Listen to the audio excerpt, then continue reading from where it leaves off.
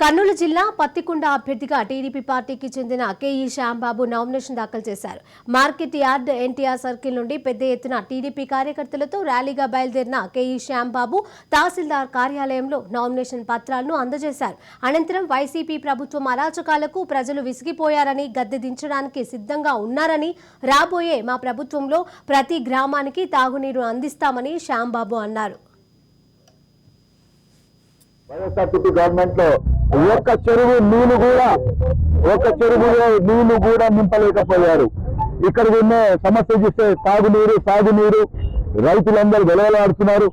ఆడవాళ్ళు ఇంకా ప్లాస్టిక్ బిందెలు మోసుకుంటా ప్రతి ఒక్క ఊర్లో కూడా బాధలు పడుతున్నారు.